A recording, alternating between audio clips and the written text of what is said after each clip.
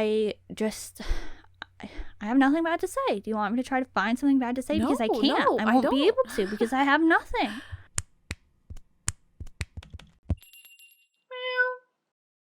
Howdy Meowers! Welcome back to the BlushCat podcast. My name is Amy, and today we are reviewing July 2026 K-pop comebacks. Thank you for being here. Meowers, Devin, welcome. Hello, everyone. Hi, Amy. Hi, everybody. Okay, thank you. That was a really pleasant hello from both of us. And we are so excited to be talking about the comebacks that we're talking about today, because if you are a Meower and you heard our June K-pop comebacks review, you're gonna know it was a bit of a disappointing month for us in terms of K-pop and comebacks. But in my opinion, July was a whole lot better for K-pop. So you can look forward to all of the comebacks that we're going to be talking about today. We don't have the biggest agenda, but I do have a lot to say. Ooh, okay. So we're going to start with AHOF. Okay. I'm going to ask you to just be honest here, and I'm going to ask you to review first, because I'm definitely going to be able to wrap things up nicely and probably have a better opinion than you based on the brief things that you've told me ahead of time. Okay. But I'm pretty sure AHOF is the only one I know your opinion of slightly out of all the ones we're talking about today. Yeah, I think so. Okay, I mean, I was expecting you to start, but here I go. I mean, so the title track, Run to You. I'm sorry. Okay, yeah. Run to You is the title track, and they have a third mini album. So this is their first comeback as all 9, because Cha-eun was not there for Pinocchio, so that's exciting. And yeah, okay.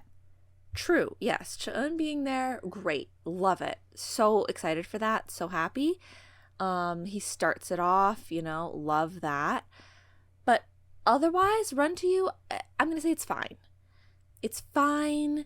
I really do love the little final scene they put there at the end of the music video.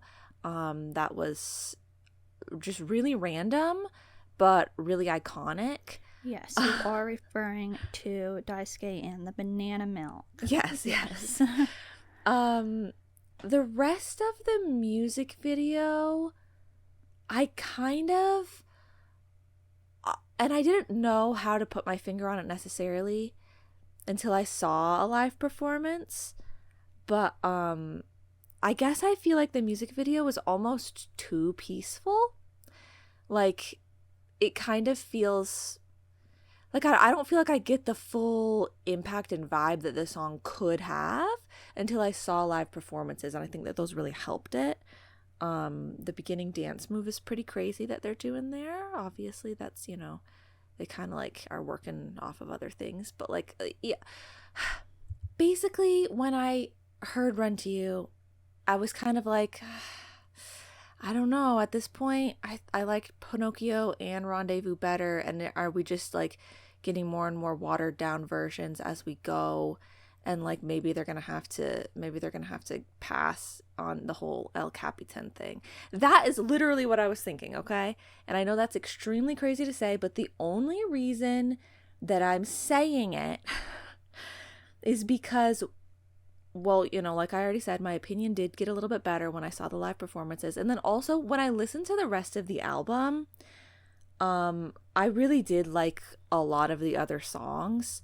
It's kind of one of those situations where I was like, oh, do I like a lot of the other songs better than the title track? Almost. But like it's all El Capitan, and so I'm like, okay, fine. Keep him, because the songs are good.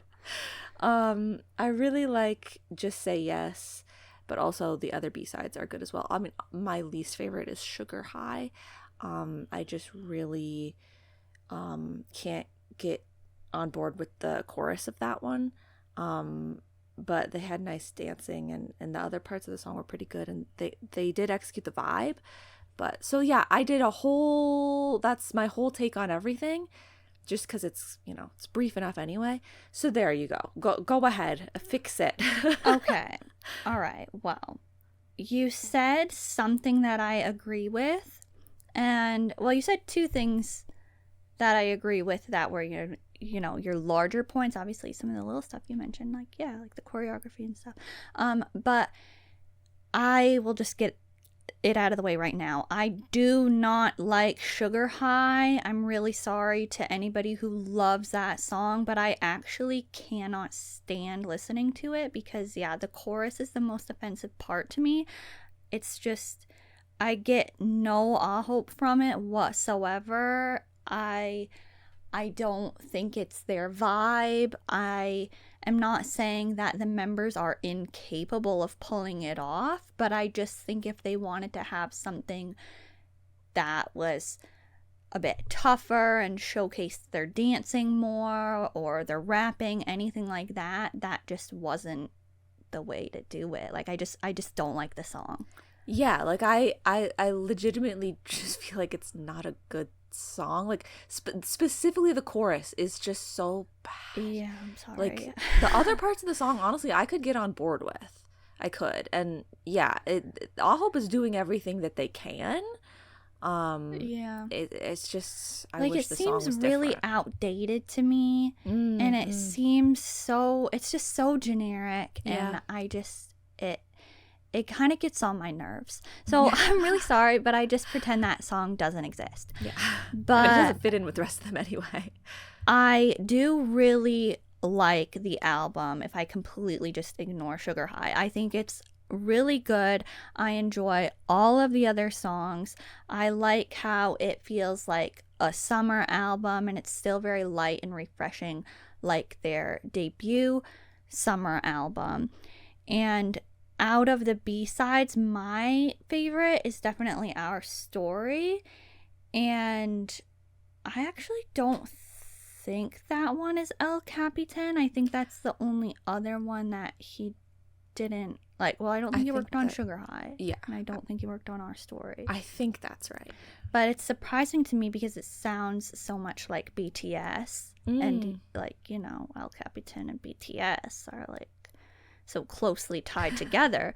But that is my favorite, and they did perform it before it was actually released. So I had heard like a small bit of it because I saw like one short little clip or something like that. And so I was like, ooh, I think I'm really gonna like that song, and I do. But like I said, I like the other songs as well. I am currently finding it hard to differentiate between Just Say Yes and You're the Reason, but I like them both. I don't really know why, because when I'm listening to each of them, like obviously I can tell that they're different, but I'm finding it hard to recall them in my mind separately. But I probably just need to listen to the album more. Me with like literally like every song. Like if there's another song that is somewhat similar, if there's another group that's somewhat similar, if there's another person that's somewhat similar, I'm like, I know the difference, but like if I'm trying to think about it. The other main kind of point that you made that I agree with was that the music video was a little boring to me.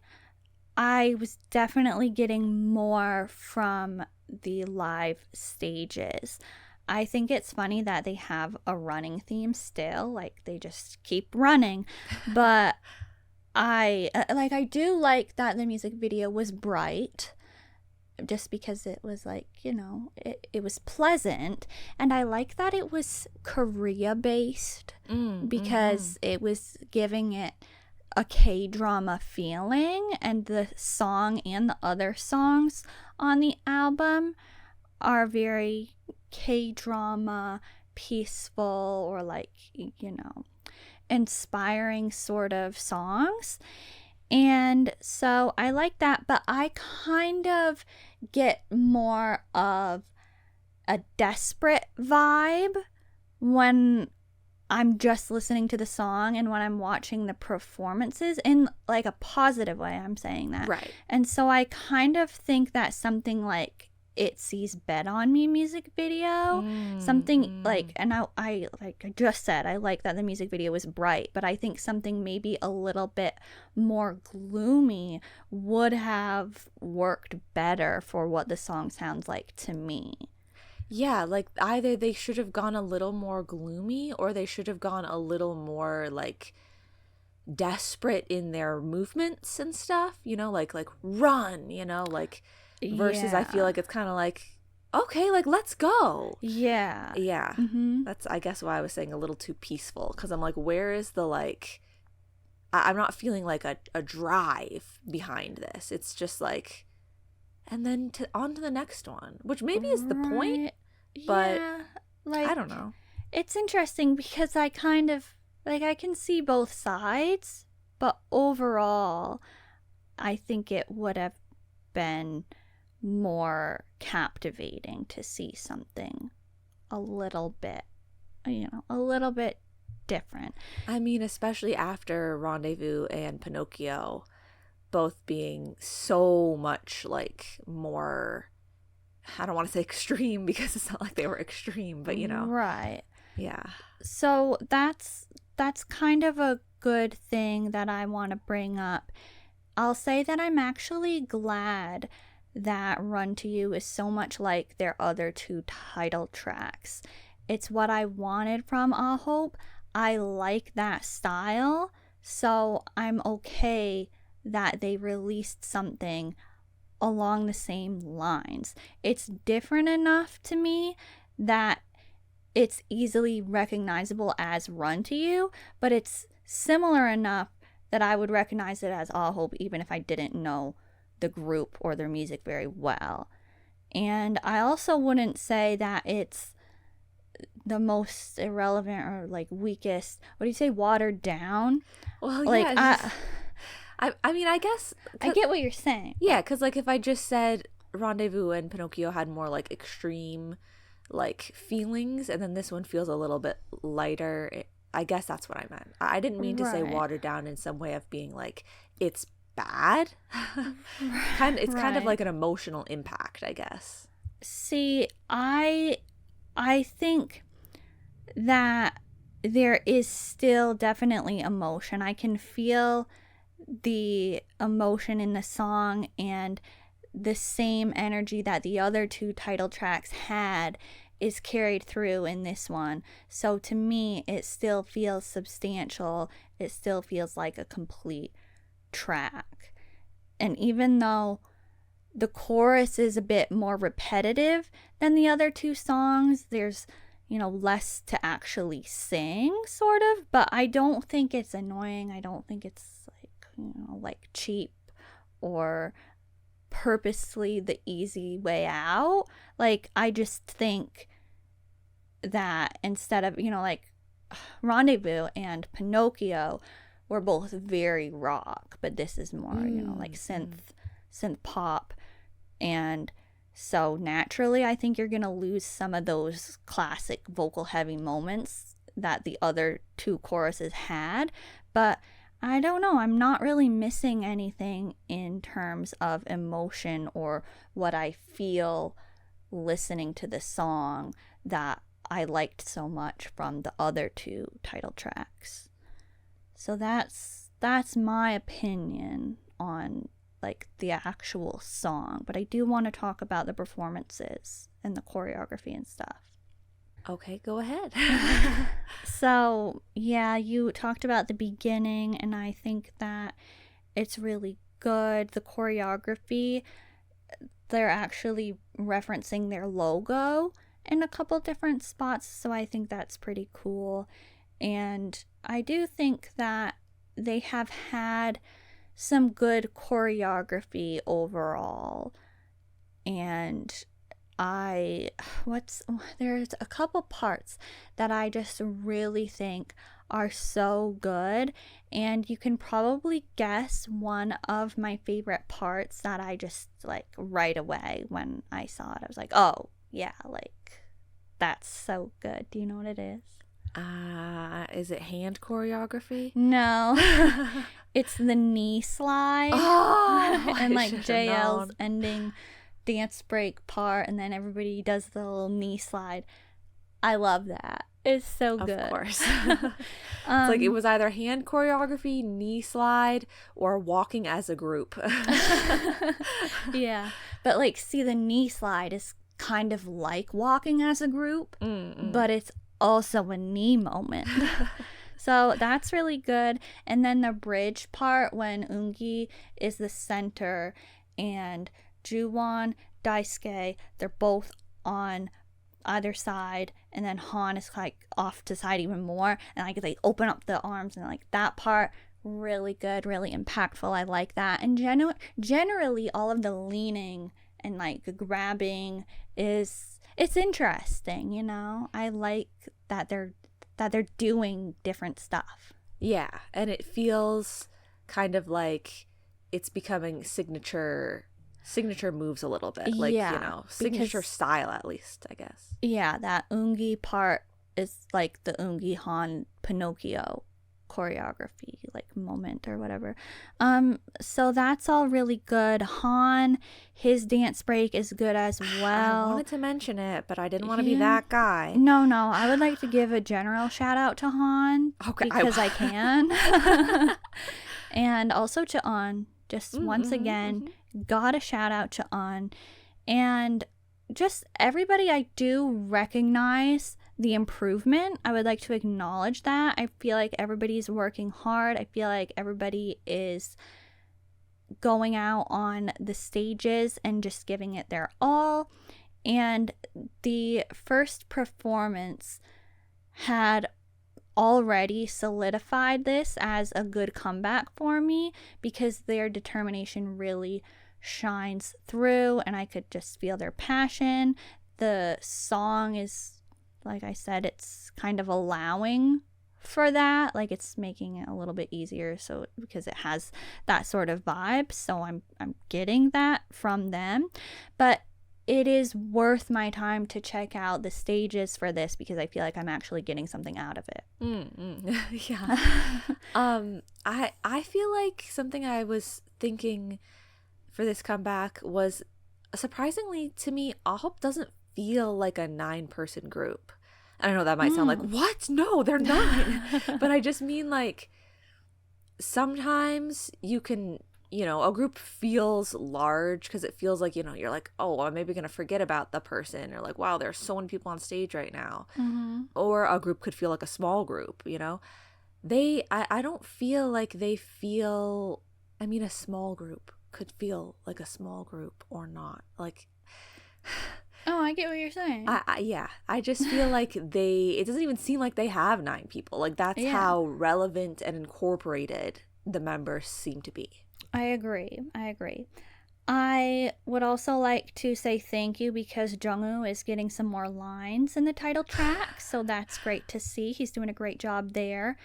And Steven and Juwon's rap is great. I really like that. And obviously, I think that JL's obvious vocal highlight is his sort of rap moment after Steven and Juwon's rap, and I really love that part. Like, it's so good, and the whole song actually has a lot of moments that are sort of playing with the rhythm, and the vocals are sort of different than usual, but it's so refreshing and it really stands out to me, and it feels unique, it feels new, and so I appreciate that. I gotta shout out Ungi's vocals because they're so light and nice, and the way that he's singing in this song reminds me of his OST for one of the dramas that he was in. He had an OST that I really liked, and I feel like he's singing in the same sort of way. And so, yeah, basically, I think it's a good comeback. Okay. I just realized maybe I should have given the slightest bit of context. If you guys are not regular listeners, like to the previous times we've talked about AHOP, I've never really, like, this is not my concept or my, like, genre for any of their title tracks or anything. So, like, this is not coming from someone who was like, oh man, those other two, but then this one. Like, I've always kind of just been like, yeah, I think they did a good job. So Okay. I do also just want to mention that they have been having some great content this era in terms of YouTube appearances. I really enjoyed their band live. I really enjoyed when they did the Whisper game. The Mafia dance was good. And the thing with the babies, I've still only seen the first part of that. But, like, I mean, we were babies. But it was good. And, yeah. Yeah, the Whisper Challenge was one of the best Whisper Challenges, like, Whisper Challenge content pieces I've seen in a while. It was really good. It was really good. Okay, we're going to now move on to RESCENE. And I already went through this in a different episode. Whether you're pronouncing it RESCENE or RESCENE, I don't know. I'm choosing to pronounce it as RESCENE right now. And they had a remake of Kara's song Pretty Girl. And so it's just this special single that they had, but I think we definitely need to talk about it. I want to talk about it. Did you want to go first? I'll go first, I guess, because we should explain the sort of origin. Okay, because we didn't Right. talk about it in the other episode, and we said we were probably going to. So this group, I'm sorry, I keep just saying the other episode. Was it the Plave episode when we talked about the live streams that they had recently? And we were talking about their Gyaru live? That must have been maybe. why it came up. Yeah. So go listen to that Plave episode if you want to sort of hear more about the RESCENE takeover in Korea right now. But they're just huge, blowing up all of a sudden. And I just want to take this moment to say, In My Lotion. In My Lotion is what got me there. And it was, I think, Show Champion probably. They performed In My Lotion on Show Champ, and I was trying to watch another group's performance or something like that, or, like, you know, just looking at the different performances, or maybe it was just there, like maybe it was just showing up, The algo. and this was when it came out. It wasn't, you know, recently. It was when the song was being promoted. And I was like, well, we were both looking at it and we were like, there's a song called In My Lotion. Like, what does that even actually mean? Yeah. I think at first we weren't even sure, like, is In My Lotion the song or the group? Yeah, the group. So, obviously, in true Amy fashion, I clicked. And it was a little bit weird because it was so quiet, and they were just sitting on chairs and singing this quiet, dreamlike sort of song. Very soft spoken. Yeah. And Gentle. I was like, you know what, though, it's not that bad. Like, it's not like this is a terrible performance or something. It's just like, where did this come from? Like, how did we find ourselves here? Yeah. And so then I gave it a little bit of time, and I was like, okay, wait a minute. Let me go back and let me check out some more from this group. And I ended up adding a few of their songs to my playlist, mostly the ones from that album. But, you know, I did have a very small start with RESCENE ahead of time. Just saying, claim your badges. In My Lotion era. It's really, like, not that big of a deal, but I like sharing my origin stories for things. So, yeah, well, and sometimes it just feels a little bit like, you know, you want, like you're saying, claim your badges. Like, if it's like, this thing is blowing up right now, and it makes it, if it's like the first time you're talking about it, it makes it seem to everyone it's like, I got on board exactly when everyone else did. And it's like, technically, I got on board one stop earlier, maybe, or something like that, you know? Like, it matters, kind of, a little bit. We're not doing this for clout. I want everybody to understand that. We're not talking about AHOF for clout. We're not talking about RESCENE for clout. We're not talking about anything for clout. Yeah, I mean... unless we purposely ever so happen to actually directly state. We're talking about this because it's extremely popular, and that's the sole reason why. True. But yeah, Amy's been she's been known about AHOP since TOO. Okay, Yeah. so Road to Kingdom debut performance from TOO. Yes, okay? Excuse me, I saw like 80 different versions of Magnolia. So anyway, Pretty Girl. Obviously, this was a hit song. And I'm talking about, for me personally, Pretty Girl was just, it's a classic. It's a classic. You can't miss out on Kara's version of Pretty Girl. And so I have no complaints about RESCENE's remake. It's great. It's like NCT Dream Candy levels of a good, solid remake. They did it right. They knew what they had to do, and they did it. They found the perfect opportunity to work in their Gyaru concept that had blown up, and they released this special single, and it's a good, fun time. I'm gonna just mention that Nicole from Kara made the appearance in their M Countdown performance, and I thought that was really fun, and I liked that. She fit right in. It wasn't awkward or something like that. And there were a couple different performances that they had some special things going on. I'll talk about the Music Bank one because I really liked the purple set design that they had, but they were doing special formatting and stuff, and they even had a special font, and on some of these music shows they were making it look like an old music show.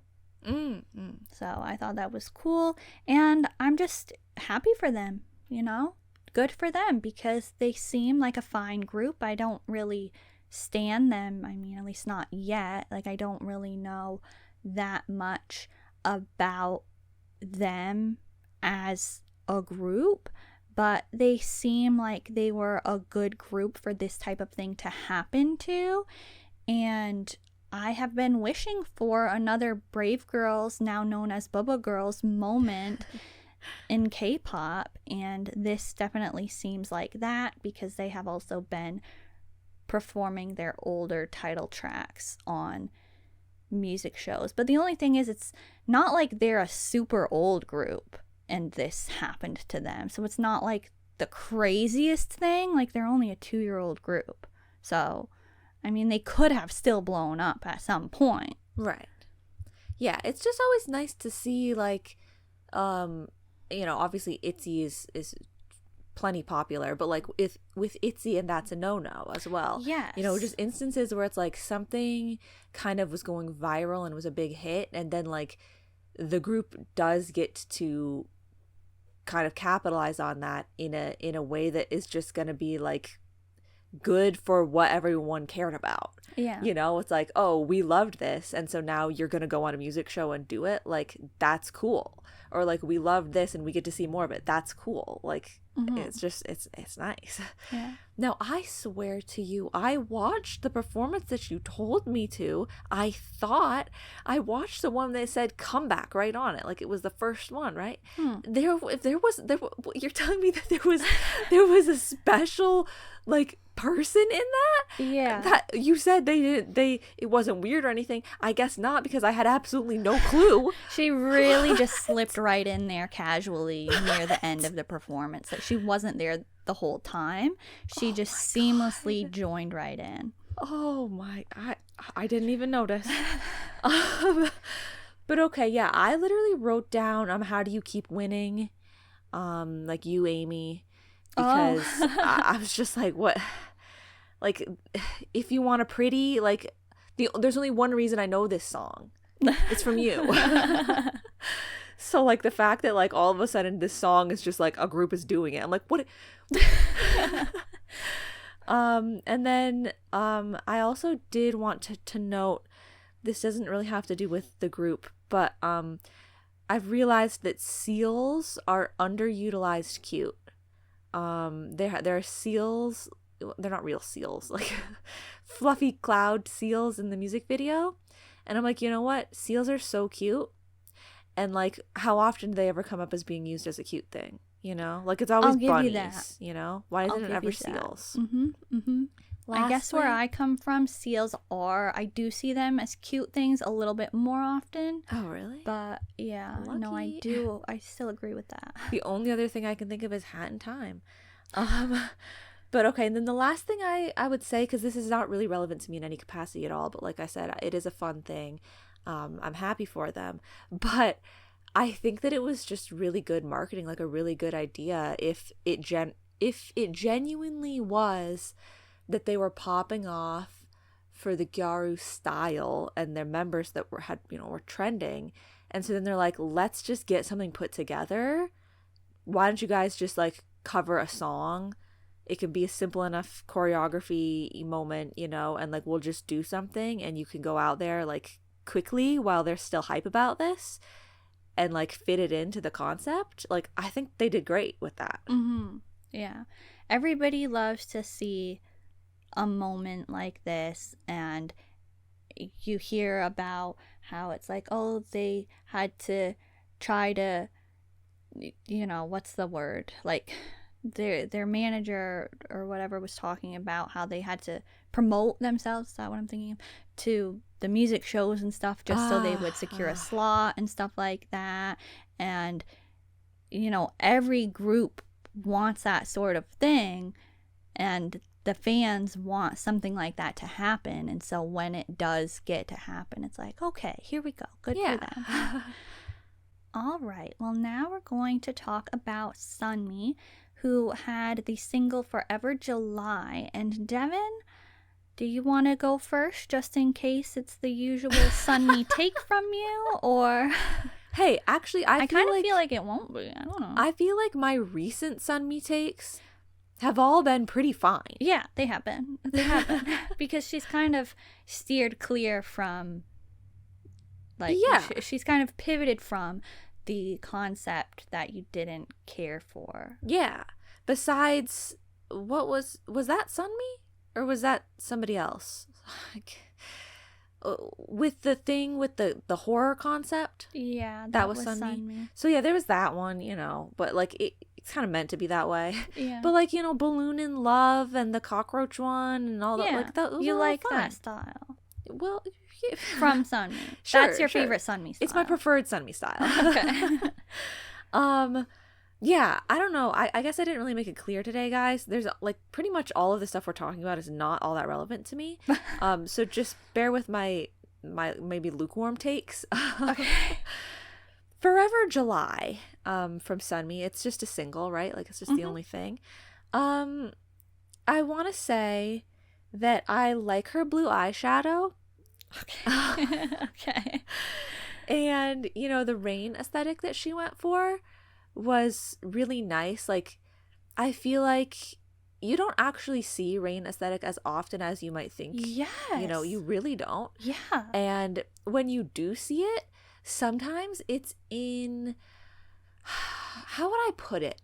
A more like theater way. Oh, okay. Like a little less of like a real rain feeling and more of like a fake rain feeling. Yeah. You know?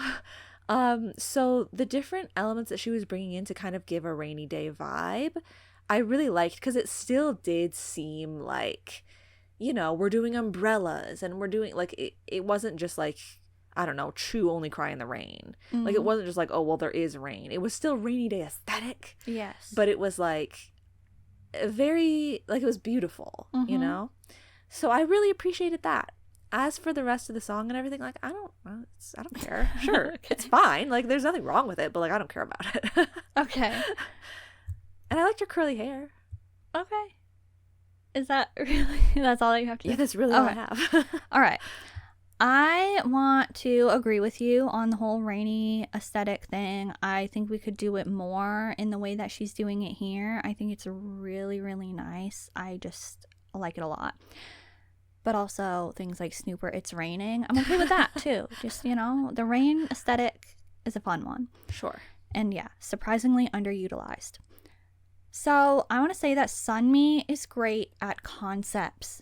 She's also great at aesthetics and creating a unique space in her videos. I definitely think that every time. I feel like I'm in the world of her music video. She's definitely had a lot of different genres of songs, and the singles that she's had lately, you know, the ones that you talked about, they're really dreamy and mellow, and I do love that. But she also does pull off the dark, creepy, like, you know, foreboding concept so well. But she's also done groovy, retro, more like, you know, like theatrical, like she has done that in like grander sort of style. She's done all those different types of songs, but they're all done very well, and it all seems like something intentional and something that was planned and executed in a way that she probably intended. Yeah, like there's always a vision, always. Yeah. So I really do enjoy that about Sunmi. Like, it feels like she's making art, you know? It doesn't just feel like, oh, I'm putting a song out. It's like, I thought about this, and I created this idea, and I successfully made it. And she also keeps having a main color, or like, you know, like maybe not directly stating like, oh, a main color, but obviously blue was blue, and Balloon in Love was mostly pink, and like Porta Beat Bomb was purple. And this one I think is like a periwinkle sort of color, and so I really love that. It's really pleasing. But in general, I think the whole video was so pleasing to look at. I love the pastels that are happening, and I really love the color grading of the video. It's kind of muted, and just the whole thing is soft, and I almost want to call it matte. And so it just looks really elegant and sophisticated, and it's really pleasing to me. And the other video that I could think of that had the same sort of thing going on is the Hearts to Hearts Focus video. There were pastels in that, and I feel like the color grading was giving a similar effect. I feel like that one definitely I would think of as matte if I think about it. Interesting.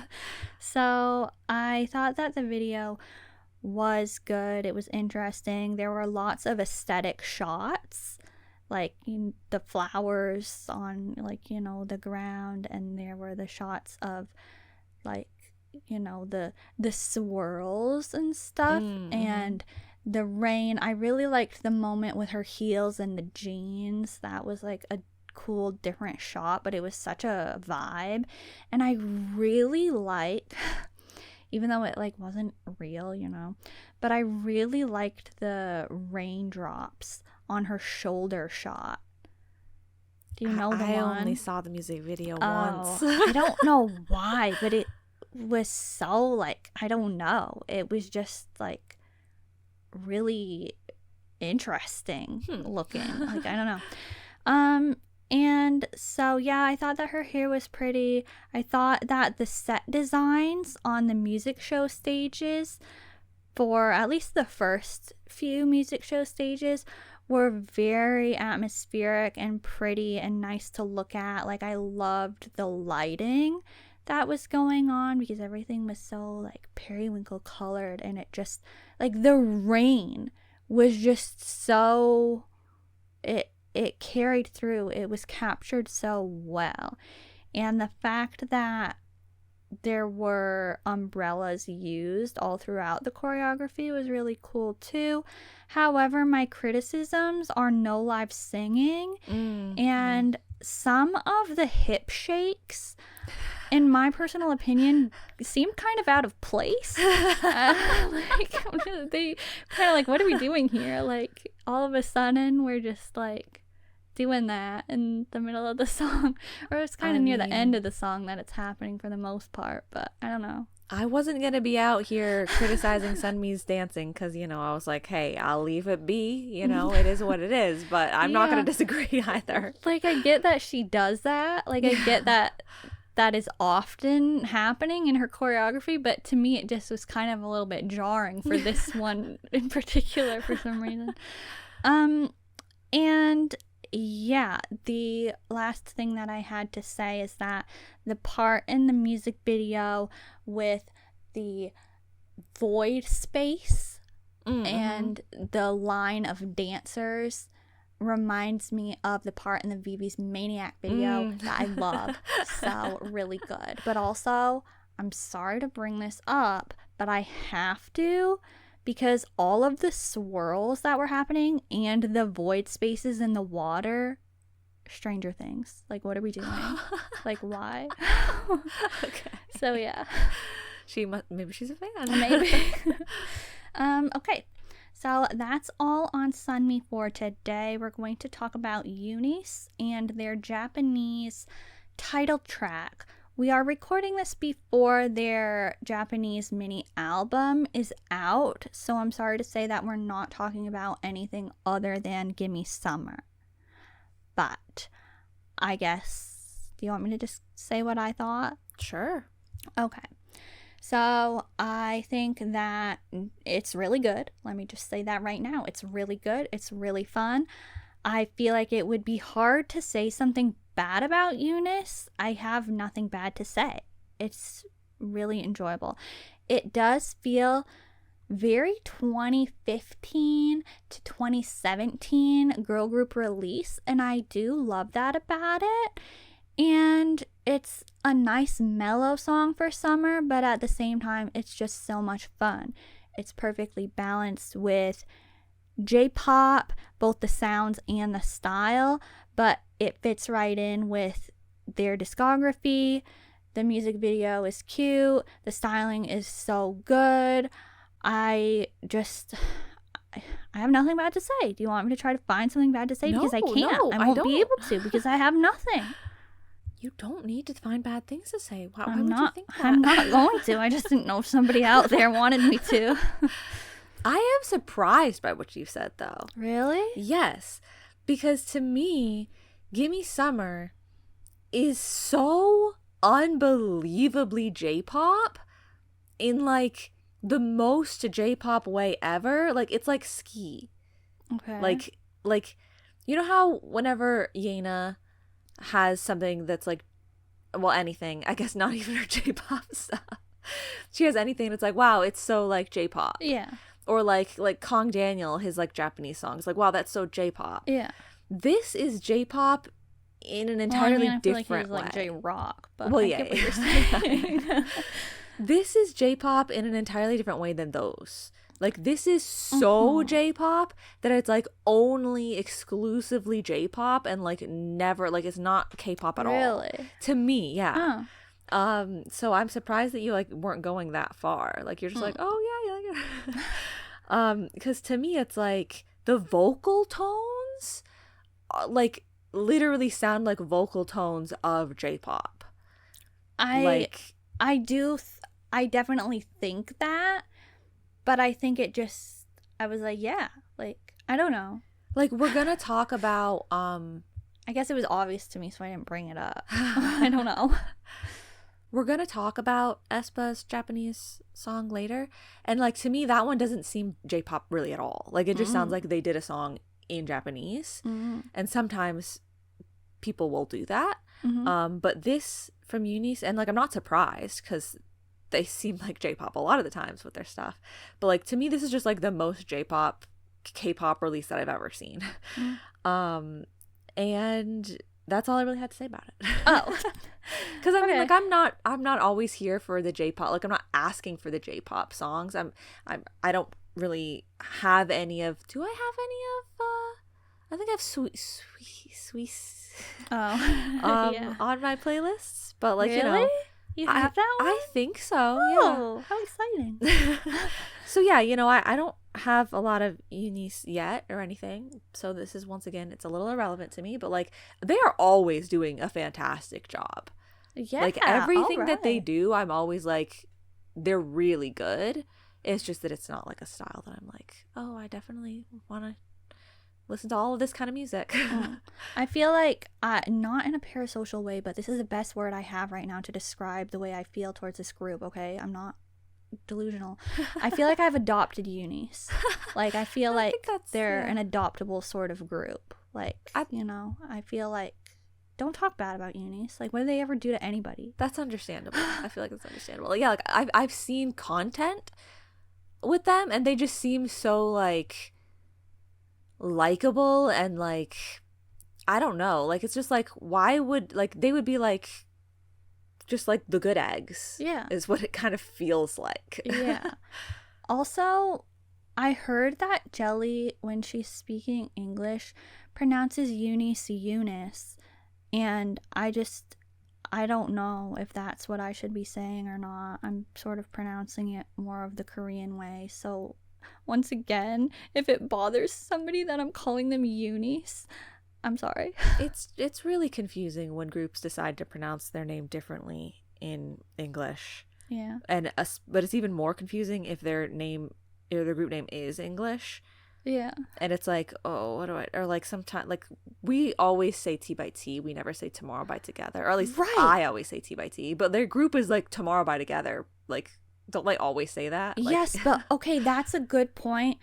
Like, tangent for a moment.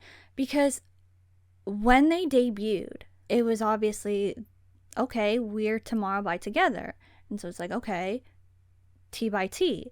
And so at first, though, I wasn't obviously naturally thinking to abbreviate it, you would call them T by T. You naturally probably want to say TXT and read each letter. But they were tomorrow by together. And so when they shorten tomorrow by together in Korean, it's tu ba tu. And so I started to be like, okay, that's just how you should say it if you're shortening it in English, T by T, because that's what the X is representing. But the members, like in their songs and stuff, they'll say TXT, and just everybody on the face of the planet apparently is saying TXT. And I'm like, the entire first, like, 2 or 3 years that they were a group, I thought everybody was saying T by T, but I don't know. So I still say it that way. Oh my God, that's so confusing. Yeah, I don't know what happened there. Well, then, yeah, perfect example that I brought up, I guess. It just can be very confusing to know what name you're supposed to go with a group if they go by multiple things, especially in other languages. Okay, so now we're going to talk about PROMISE9. And Devin, you can go ahead, talk about their title track and their second full album. Okay, so their title track, Vitamin Me, I really was thinking of something, and I'm going to get into it, okay? So I like this. I like it. I do. It reminds me of their plain one, which is what I was initially thinking. But their plain one is, no, don't tell me. I know what it is. Did. Side note, sorry for the chair noises. I can't remember fast enough. Just tell me, what is it? We Go. We Go! So yeah, their plain one, We Go, is the song, the PROMISE9 song that I am, music video, that I am most familiar with. And so I was like, wow, they're like totally doing like referencing and callback to We Go. And it's like a summary, experience all over again. I like that. Now tell me why we can't get any IQ in the comments section though of music videos nowadays. Because I mean, maybe I'm stupid. Because maybe it's like, it's so obviously, that's what they're doing. Like, why would anyone talk about it? But, like, I was just baffled that not one singular person was like, oh my God, they're, like, referencing, they're, like, throwing back to, like, We Go. Like, nobody. And it's not like I read all the comments, but, I tried to see. So, I don't know why nobody else was talking about that. Because, to me, it's a huge thing that they're making it like that. I definitely think, I'm hardly familiar with the We Go music video, so it's so funny that you've seen it so much. But I definitely thought right away that the song and the overall vibes were like We Go. Yeah. So I thought it would be like maybe people hated We Go, and so nobody wants to bring it up. I don't know. But basically it's like the thing that I'm most familiar with Promise9. So I just thought it was pretty obvious. But like nowadays, I feel like the comments of the music videos literally never have anything that I'm expecting. I'm like, oh, this is what I think. Oh, doesn't this sound like something? Oh, blah, blah. And I scroll down and like no one is saying anything of any like value. But all of that aside, I really do appreciate the very fresh visuals that they were bringing.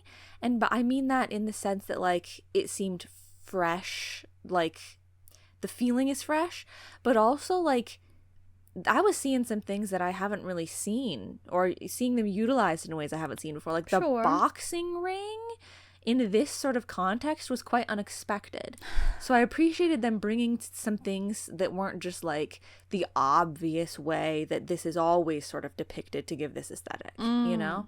I appreciated that.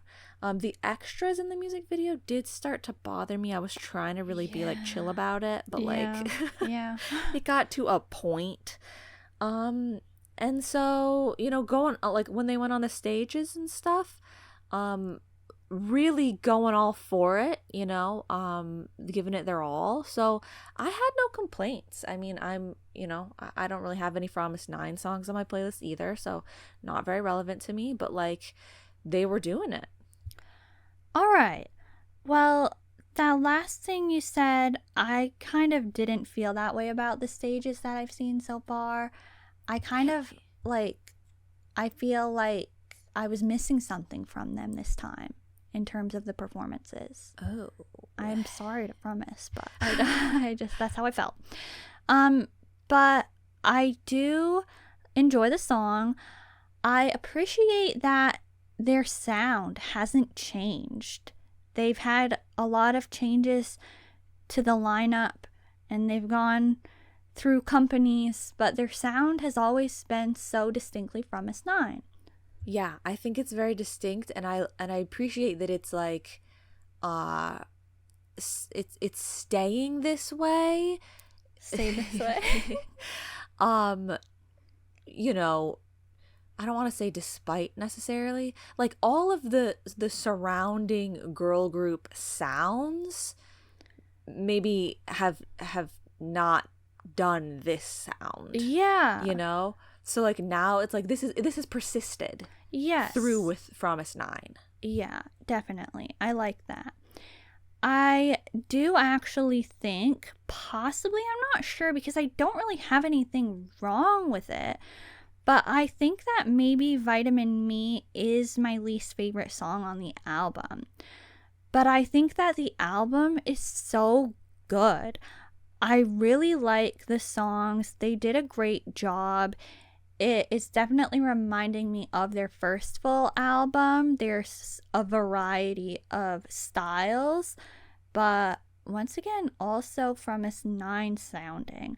Eternal is definitely my favorite right now, but I also like Cold Blood, and I like Screen Time too, but the way that it sounds at the beginning of the song is my favorite, and I kind of wish it was carried throughout the song, or like more of the song sounded the way that it sounds at the beginning, and then at the end it sounds like that again.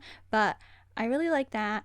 And I do want to say that Pocket Treat has a part that sounds like Billy Nevertheless. Oh my god, I wrote down Pocket Treat Billy. Really? Yeah. Wow, do you even know Nevertheless? I don't know Nevertheless, you should. but It's a great song. I just could tell that Pocket Treat was giving Billy. Like I just knew it.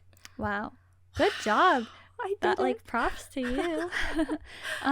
So yeah, but like I think that the album is really good. I'm just, you know, it's probably obvious I'm not really a fan of the music video, and the styling hasn't really offered me anything either. So mostly right now, I'm just here for the music. Yeah, the album was really good. I liked Pocket Treat a lot, and I thought it sounded like Billy. That's the only note that I have written down for any of the B-sides besides this other one. So like, wow. My favorite probably of the B-sides is Cold Blood. I think it's really cool. I like it a lot, but it reminds me of something so much. Like, it's like I know there is something that it sounds like. Yeah. I just don't know what it is. And it's like an older thing. It's not like it sounds like something that just happened. So if anybody knows, if You have anybody to wants say though that we acknowledge it sounds like Britney Spears, but you're thinking Yes. something more specific. More specific than that. Like, there is a specific song that this song sounds like when parts of it happen, like I can like pull up like other like lyrics in my mind, but like not all the way. It's like they're saying like, you know, it's like I don't like know what they're saying, but it's like that similar. I'm like, I know this is another song. You think it's not K-pop? I feel like it's not K-pop. Okay. Yeah. Because I get a little bit of Girls' Generation, the boys, but not like throughout. But there definitely is something else, I feel think. Like there's something. Like, I thought it would be a known reference that they were doing, is how similar it sounded to me. So, I don't know. I can't figure it out if anybody knows. Okay. Well, we have 2 more comebacks to talk about today, and we're going to talk about Wonho's comeback.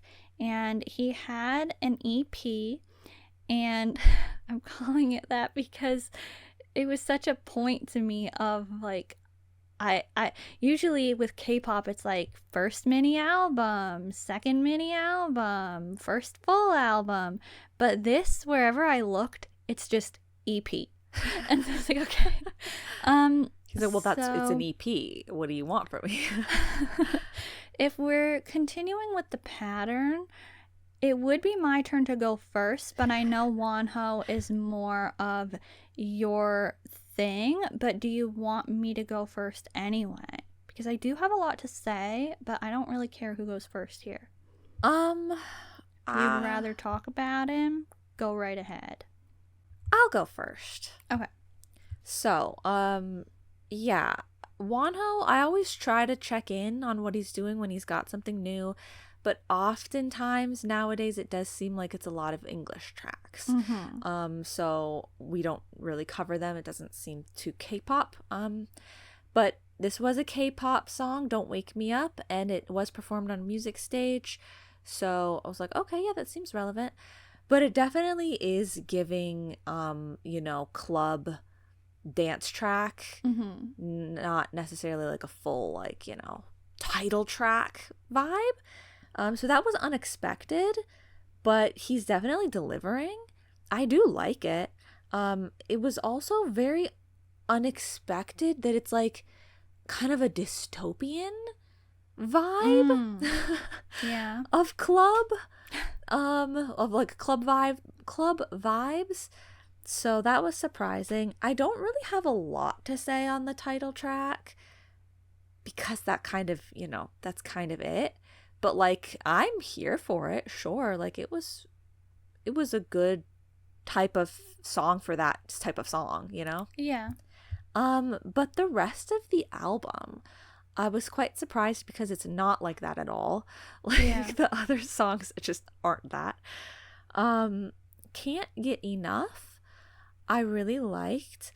They get me every time with the slappy guitar sort of tracks, you know, like that 9i, Wasted Youth, you know, like anytime that there's like, I think it's so funny that you describe it in that way.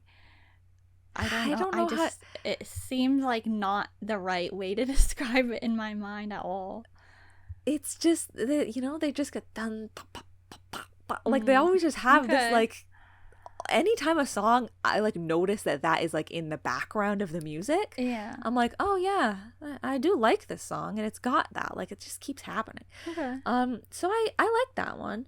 And I just kind of as a side note, I mean, I have been saying that Wonho has a lot of English songs, but his English pronunciation is just so good.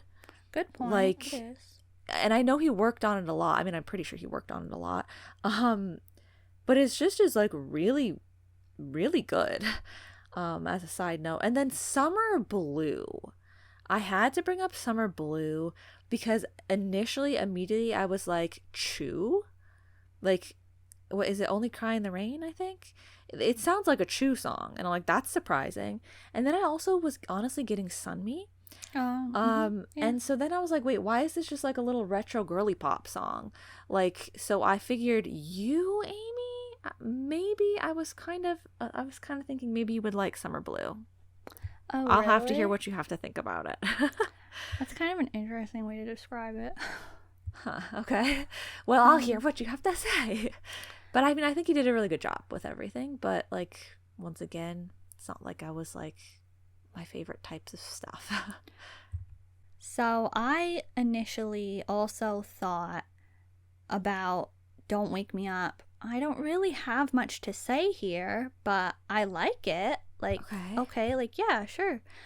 But then I just had more and more to say. Okay. So I'll start by saying it feels real. And I don't really know if that's the best word, but that's all that I could think of.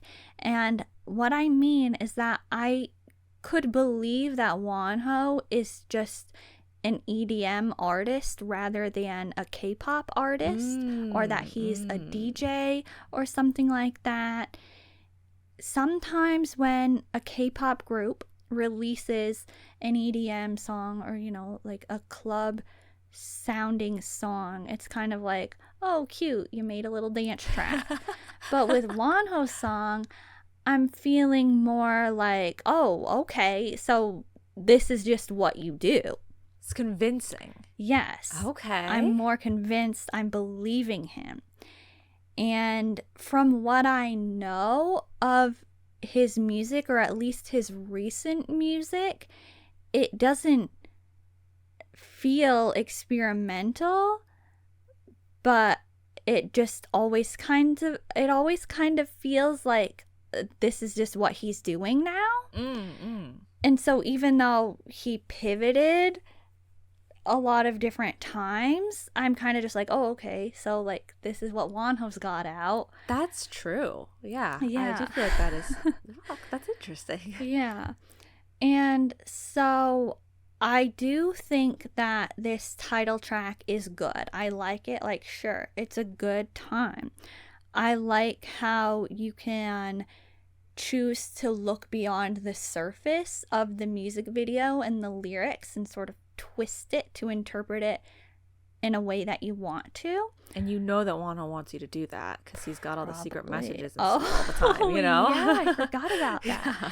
So I do really enjoy that about anything. Like, I'm always looking for an opportunity to do that sort of thing. And this is like, it's kind of a more straightforward instance of that.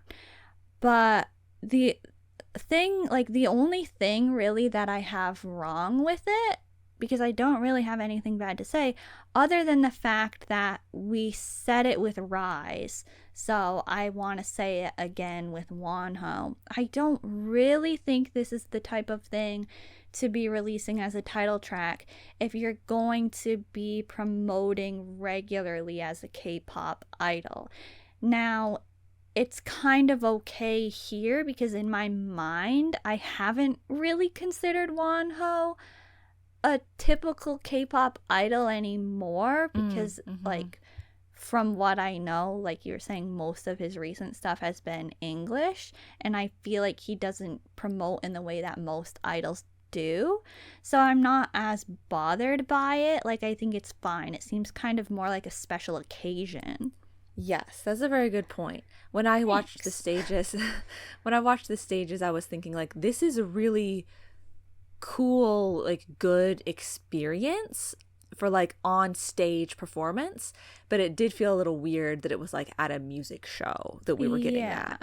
But like, it felt like it was a valid thing to perform, but it's like we're not getting a lot of like singing and vocal stuff. Like, it felt a little bit like weird for a music stage, but like such a valid performance. Yeah.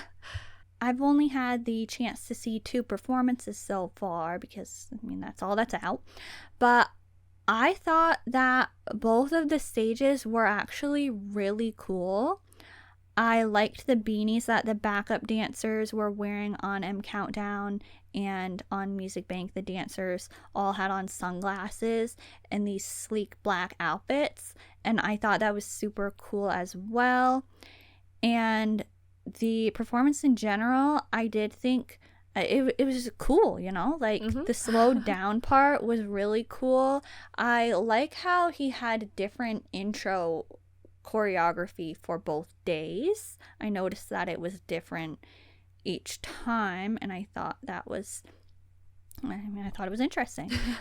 And so yeah, I do like Don't Wake Me Up, but the album core, the EP, it's actually really good.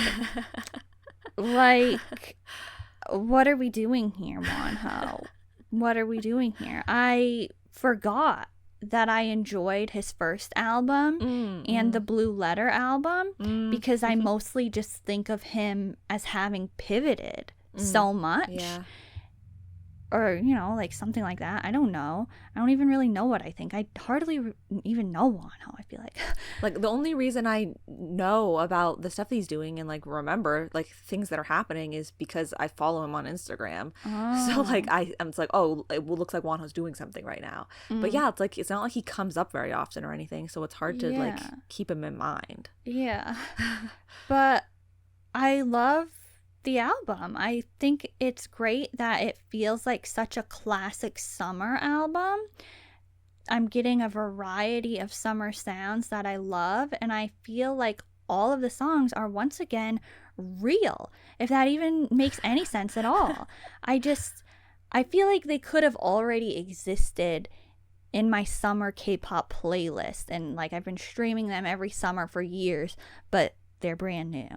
So that's cute. I don't know. That's just the way that I have to describe it because I don't really know how else to describe it. But like I feel like maybe it's not like I'm going to be constantly listening to this because I am kind of the type of person that listens most often to the groups or idols that I actually stan. But there's literally nothing wrong with these songs. They're all good, and we love to see that he's credited on every track. And there's also a lot of Brother Sue, and even enough to have him as a feature. And like, we know that those are going to be hits, right? Like, we just kind of assume that at this point, I think. And so yeah, interesting that you brought up Can't Get Enough and Summer Blue, because those are probably my 2 favorites. Okay. I didn't think that they would be the type of song that you would like, really. I didn't think that you would dislike them, but I didn't think you would acknowledge them. Well, see, that's the difference between someone just making a song like that and someone making a song like that, I guess, as you're putting it, sort of convincingly, you know? Like, because I do like songs like that from time to time, you know, when it's done just right, so that it's like, you know what, this one matters. Okay. He made them matter, I guess. Yeah. So I knew that I would like Can't Get Enough and Summer Blue right from the start. Summer Blue is reminding me of Even, actually. Their Badder Love. Oh, really? Like the album with Badder Love on it. Yeah.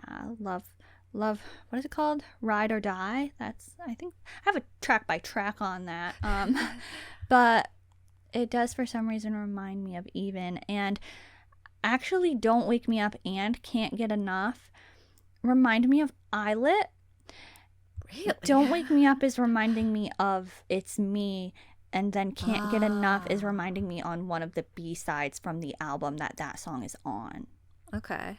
So I thought that was interesting. And also I do want to say that Can't Get Enough also reminds me of Every Minute by Astro, because the way that they say every minute is like exactly the same. Oh. It's kind of weird, but I like those songs. I like Down. I like Test Drive. Like, they're all good. I thought it was a good album. So, like, yeah, that's what I have to say. It was a good album. You didn't think Summer Blue was girly? I don't know. You think it sounds like Even? I think maybe I could have thought of Le Seraphim as well. It's like exactly True Only Cry in the Rain in the beginning or something. I don't know. Isn't it? Yeah. Yeah. And so then like, that was in my head for the rest of the time, was like that genre of like could song. A girl group do that song? Yeah, sure. But I feel like it's kind of like anybody could do it. Well, I mean, yeah. Okay. Well, wow. My contribution, like I contributed this to the comeback lineup this month, Wonho, and we really paid off. Wow, I did such a good job. Okay. It's time for the last comeback of the episode, and that would be aespa, and this is also a Japanese release, and so I'll go ahead. Okay. Sometimes aespa has such hits, and sometimes for me it's mostly a miss, but this Japanese mini album is a complete hit. I'll say it. I think that every song is enjoyable. I like how there's a distinct concept, and all of aespa's signature sounds are coming through somewhere in every track. I don't feel like anything's missing. This is exactly what I want from aespa, personally. We're getting anime, we're getting digital, game world, cool, hip, Y2K, glam, chill. Like, we're getting everything. All of the styles that come to mind when I think of aespa and their concept are in this Japanese mini album. I actually think that Kiss and Tell is similar to Lemonade, but we didn't ever talk about Lemonade, but it is on the better side of aespa title tracks, in my opinion. So we could have talked about it, I guess. Like, I think it was safe enough to talk about. But yeah, like Kiss and Tell, I didn't know, but I checked it out and I'm like, okay, here we go. I like this one. So the music video, I actually also did like for the most part. There were obviously elements I didn't like, and I'm pretty sure we can all guess what those are. And I'm pretty sure it's also obvious for like the reasons that I do like it. I obviously always like the magical anime sort of concept, and I like amusement parks in music videos, apparently. So shout out to that, by the way, because it's the same place that the UNIS Moshi Moshi music video was filmed at. It is the Kiki 404 print, but that's really just the Y2K print, and aespa's been doing that, so I'm not trying to say that anybody's copying or anything. It's just clearly giving the same energy.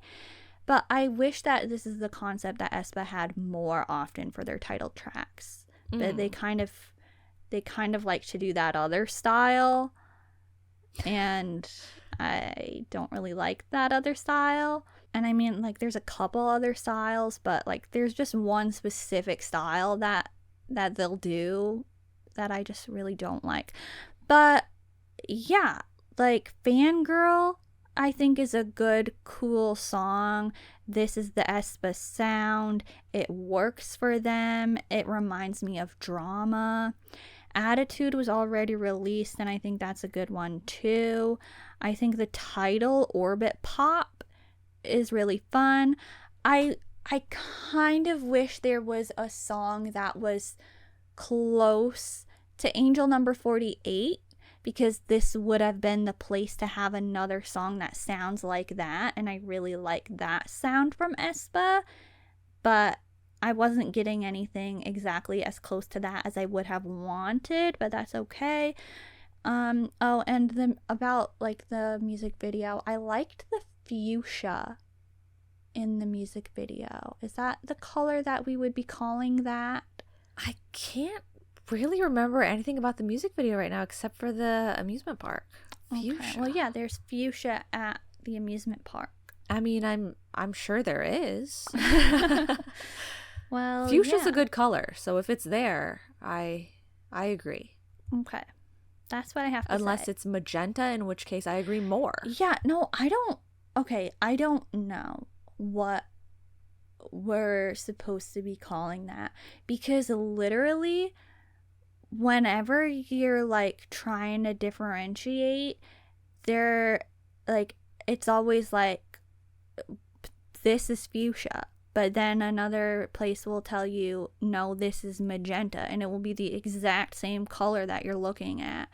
And then there'll be a completely different color that looks nothing like the color I'm ever referring to. And it will be like, this is fuchsia. And then it'll be like, no, this is magenta. So I really don't know. I've literally tried to deep dive and really, truly figure it out, because one of those is a color that I like so much and I want to mention it all the time. But I've never been able to actually pinpoint it. In my mind, I just consider fuchsia to be slightly on the purpler side, and magenta is slightly on the like truer red pinker side. I think I would call it fuchsia then. Or maybe like fuchsia is cooler and magenta is warmer. I'm not really sure. I think I'd stick with fuchsia. Okay. Well, bringing that up, I suppose, is somewhat relevant to me, because the first thing that I would say about Kiss and Tell is that I like the colors. But like, I was more so talking about like, you know, they've got like the blue eyeliner and stuff like that. Like they've got like colors incorporated in like the styling and everything. I liked their skirts that they were wearing at the end, the sequin skirts. Oh yeah, those were good. So like, I appreciated elements like that, but then otherwise I didn't really care about much else. But I did only see everything once. But like, this to me was not really giving J-pop. It was just kind of giving, it could just be an aespa song, but like, it's in Japanese. And then on the album, I also liked Fangirl, and which I find surprising that you said it reminded you of drama, because I don't like drama. But I did like Fangirl, and that's really all I had to say. Like, for me, this was just kind of like, sure, I'll check it out, and everything is fine, but like, I don't really have much here. Okay, that's fair enough. I'm not going to say so, well, or all right to transition out of the reviewing section of this episode to the outro. We're just going to do it the way that I just did it. And that is the end of the reviewing portion for today, which means it's the end of the episode. So, yeah, definitely a lot longer than just saying one of those words that I didn't say. But if you enjoyed hearing what we had to say about these K-pop comebacks, please like the episode wherever you're listening, and you can leave a comment and let us know what your favorites from July were. And if you are not already subscribed to the BlushCat channel on YouTube, I would ask you kindly to subscribe and turn on the notifications to support our channel. Yeah, and you know what? Like, you know, it's not unheard of for someone to maybe like share it on Reddit, share it on Twitter. Like, you know, just throw the episodes around in places you think might be relevant. If you're like, hey, this podcast said some nice things about the group that we all love, you know, but yeah, obviously make sure we were saying some nice things first. But it's not impossible to consider that someone might do that. Maybe you guys have just never thought of it. Yes. Okay. So all of that is very important. It's also important to stay meowing. And you can look forward to the Meowtro, which will obviously be SUNMI Forever July, because how could I miss the opportunity to meow a song with July in the title for the July K-pop Comebacks episode? Absolutely genius. Thank you. This has been Amy and me. Bye.